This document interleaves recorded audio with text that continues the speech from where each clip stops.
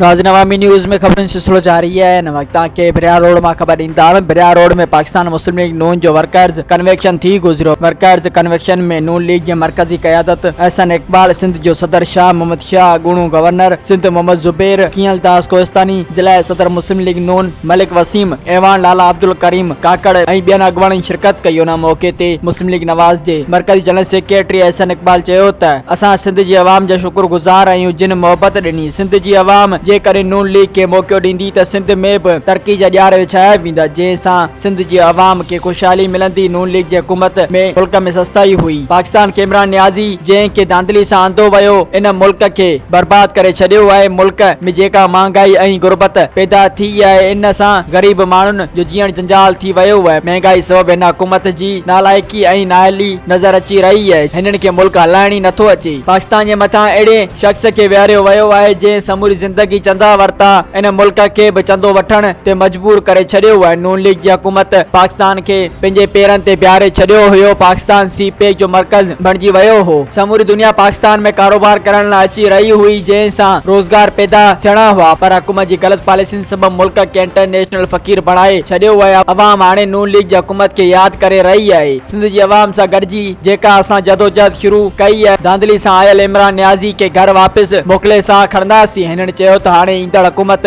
मुस्लिम league नून जी थींदी ऐं असां ॿीहर अवाम में खुशहाली आणे अवाम जी तरक्की लाइ कम जारी रखंदासीं। उन मौके ते वॾे तइदाद में मुस्लिम लीग नून जे वर्करनि ऐं इलाइके जे माण्हुनि शिरकत कई। मज़ीद खबरों और तफसीलात के लिए विजिट करें हमारी वेबसाइट www.awamiNewsHD.com।